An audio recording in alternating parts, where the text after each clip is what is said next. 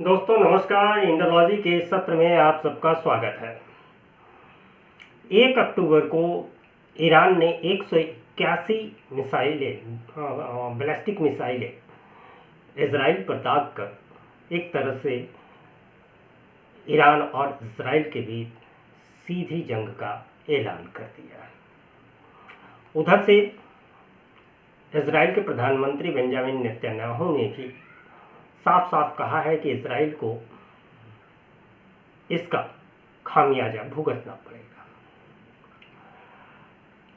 एक तरफ Israel Hamas से, हिजबुल्लाह से, हूती से, इन सब से तो लड़ ही रहा है जो कि ईरान के प्रॉक्सीज हैं, लेकिन अब बात प्रॉक्सीज से आगे निकल चुकी है। हालांकि अप्रैल में ईरान ने हमला किया था, लेकिन लगभग उस समय 300 क्रूज बैलिस्टिक मिसाइलें और ड्रोन से हमले किए थे, लेकिन उसमें इजराइल को कोई ज़्यादा नुकसान नहीं हुआ था।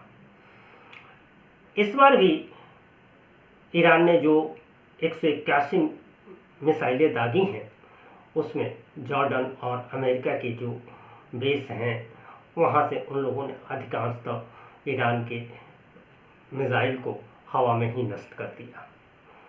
और इजरायली सूत्रों की माने तो उनका कहना है कि ईरान के इस हमले में एक फ़लस्तीनी नागरिक मारा गया है जो कि इजराइल में रह रहा था। तो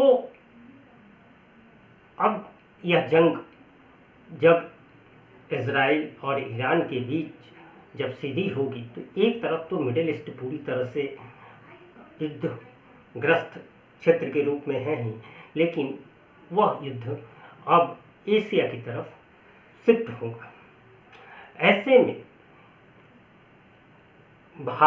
हम भारतीयों पर, भारत पर उसका क्या असर पड़ेगा और भारत उसके साथ कैसे डील करेगा, हम इस पर चर्चा करेंगे। लेकिन उसके पहले हम यह भी जानने की कोशिश करेंगे कि वास्तव में इजराइल और ईरान के बीच जो सीधी जंग हो रही है, तो आखिर दोनों की ताकत है कितनी, इसका आकलन किया जाए।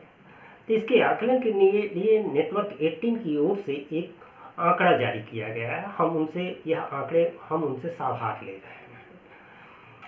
और इजराइल के पास अगर हम बात करें सैन्य शक्ति के बारे में, अगर बात की जाए तो इजराइल के पास इस समय 1,70,000 फुल टाइम सैनिक हैं, तो वहीं 4,65,000 रिजर्व सैनिक हैं, 35,000 अर्धसैनिक बल है और पूरी दुनिया में इजराइल की सैन्य ताकत जो है वह 20वें नंबर पर है। तो वहीं ईरान के पास 6,10,000 फुल टाइम सैनिक हैं, 3,50,000 रिजर्व फोर्स हैं, 2,20,000 सैनिक बल हैं और दुनिया में सैन्य रैंकिंग में ईरान का 14वां स्थान है। अगर हम एयरफोर्स की बात करें तो इजराइल के पास 612 विमानों का बेड़ा है। इसमें से 241 लड़ाकू जेट, 146 हेलीकॉप्टर हैं, इनमें 48 लड़ाकू हेलीकॉप्टर हैं। तो वहीं ईरान के पास 551 विमानों का बेड़ा है, 186 लड़ाकू जेट हैं, 129 हेलीकॉप्टर हैं, इसमें 13 लड़ाकू हेलीकॉप्टर हैं।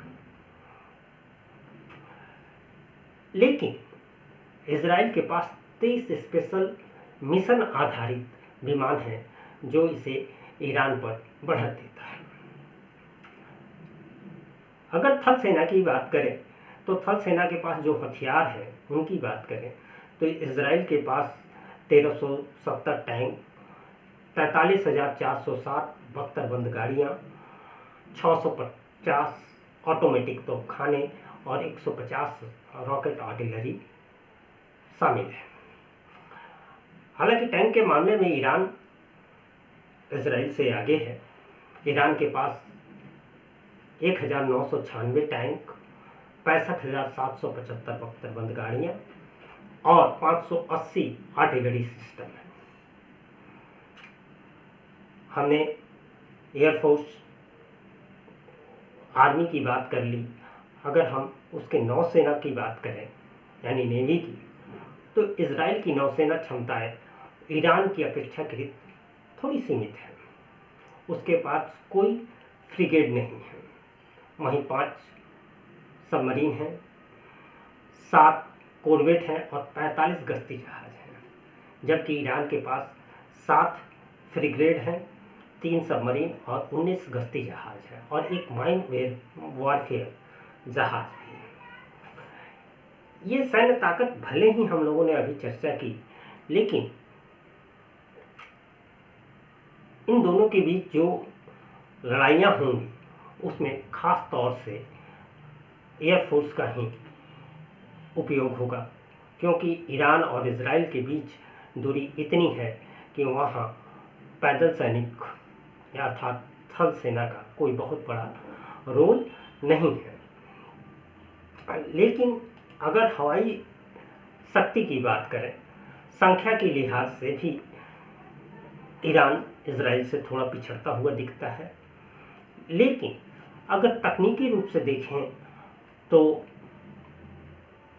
इजराइल की हवाई ताकत बहुत ज़्यादा एडवांस है, बशर्ते कि यह लड़ाई जो है वह हवाई हमले के रूप में ही हो। तो दूसरी तरफ एक और बात है कि भले ही ईरान को इसके प्रॉक्सी सपोर्ट भले करें, लेकिन इजराइल के सपोर्ट में दुनिया का सुपर पावर अमेरिका भी है। उसके सैनिक पूरी तरह से इजराइल के साथ है। जॉर्डन भी इजराइल के साथ है।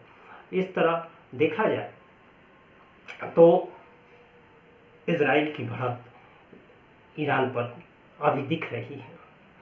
देखना होगा कि आगे अगर यह जंग बढ़ती है और सीधी जंग शुरू हो जाती है तो ऊँट किस करवट बैठेगा, लेकिन इस दौरान भारत पर इसके क्या असर होंगे। तो सीधे सीधे अगर कहा जाए कि भारत पर इसके क्या असर होंगे, तो भारत के लोगों पर, हमारे आपके जेबों पर इसका असर पड़ेगा। क्योंकि अगर दोनों देशों के बीच सीधी जंग होती है तो अंतर्राष्ट्रीय बाजार में तेल की कीमतों में काफ़ी उछाल आएगा और ऐसी स्थिति में भारतीय बाजार पर भी इन तेलों का बढ़ी कीमतों का असर हमें देखने को मिलेगा। दूसरी एक और बात है कि अगर यह सीधी जंग होती है तो यह जंग सिर्फ ईरान तक सीमित नहीं रहेगी, बल्कि यह अफगानिस्तान, इराक, सऊदी अरब, कतर और ईयू तक इसके लपेटे में आ जाएंगे। हम लोग की स्थिति में तेल की सप्लाई कम होगी और चूँकि डिमांड ज़्यादा होगी, इसलिए तेल की कीमतें बढ़ेंगी और इन तेल की कीमतों के बढ़ने का असर होगा कि भारतीय बाजार में महंगाई का असर हम देख पाएंगे। लेकिन सबसे बड़ी चुनौती, यह महंगाई एक चुनौती तो होगी, लेकिन यह उतनी बड़ी चुनौती नहीं होगी जितनी बड़ी भारत के लिए कूटनीतिक चुनौती होगी। क्यों कि भारत के संबंध इजराइल के साथ भी बेहतर है और ईरान के साथ भी बेहतर है और इन दोनों के बीच संतुलन बनाए रखना भारतीय कूटनीति की एक चुनौती होगी। अभी तक ईरान पर तमाम प्रतिबंधों के बावजूद, अमेरिका द्वारा लगाए गए प्रतिबंधों के बावजूद भारत की कूटनीति सफल रही है और एक साथ ही भारत ईरान के साथ भी अपने संबंधों को प्रगाढ़ करता रहा है और पश्चिमी वर्ल्ड से भी। यहाँ तक कि हाल ही में जब ईरान के राष्ट्रपति इब्राहिम रईसी की हेलीकॉप्टर हादसे में मौत हुई थी, तब भी भारत सरकार ने देश में 1 दिवसीय राष्ट्रीय शोक का ऐलान किया था। उस दिन पूरे देश में कहीं भी राष्ट्रीय तौर पर आधिकारिक मनोरंजन कार्यक्रम नहीं किया गया और अपने राष्ट्र ध्वज को उनके सम्मान में आधा झुका कर रखा गया है। अगर हम बात करें ईरान और भारत के संबंधों की, तो भारत और ईरान के संबंध काफ़ी पुराने हैं, लेकिन अगर यह युद्ध होता है तो उन संबंधों के रूप में तो नहीं, लेकिन भारत के जो प्रोजेक्ट्स ईरान में हैं उस पर असर पड़ सकता है। ईरान का चाबहार बंदरगाह सामरिक दृष्टि से भारत के लिए काफ़ी महत्वपूर्ण है। इस बंदरगाह की मदद से भारत को अफगानिस्तान और मध्य एशिया के साथ ही व्यापार करने और पाकिस्तान के रास्ते से न गुजरने का एक विकल्प मिलता है। अगर ईरान इजराइल के बीच युद्ध होता है तो ईरान की प्राथमिकता चाबहार जैसे प्रोजेक्ट से हटकर इजराइल पर होगी और इससे यह काम रुक जाएगा, जिसका सीधा सीधा खामियाजा भारत को भुगतना पड़ेगा। अगर हम इस चाबहार के अलावा भी ईरान में भारत के कई प्रोजेक्ट्स हैं, उन पर भी इसका असर पड़ेगा। वैसे ईरान में या इजराइल में भारतीय लोग की संख्या काफ़ी कम है, संभवतः ईरान में 10,000 और इजराइल में 20 से 25,000 के करीब लोग हैं। लेकिन मिडिल ईस्ट में बहुत भारी संख्या भारतीयों की है, भारतीय कामगारों की है, चाहे वह सऊदी अरब हो, यूएई हो, कतर हो, बहरीन हो, ओमान हो। इन देशों में एक अच्छी खासी तादाद भारतीय कामगारों की है, जो वहाँ से रोजगार कर और एक अच्छी खासी मात्रा में विदेशी मुद्रा भारत में भेजते हैं, जिससे भारत का विदेशी मुद्रा भंडार भरता है। तो ऐसी स्थिति में भारत के लिए दोनों देशों के साथ अपने संबंधों को बनाए रखना बहुत बड़ी चुनौती होगी। हालांकि 1948 में ही इजराइल अस्तित्व में, एक देश के रूप में अस्तित्व में आ गया था, लेकिन भारत के उसके कूटनीतिक संबंध 1992 से शुरू होते हैं। हालांकि ईरान के साथ भारत के संबंध काफ़ी पुराने हैं, इसके ऐतिहासिक संबंध हैं, जिसके बारे में हम तो ये कहते हैं कि हमारी वैदिक काल से ही ईरान के साथ संबंध है।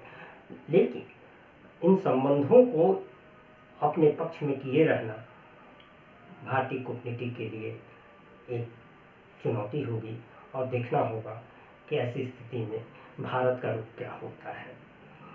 यह वीडियो आपको कैसा लगा, आप अपने विचार जरूर साझा करें और चैनल को सब्सक्राइब करें। नमस्कार।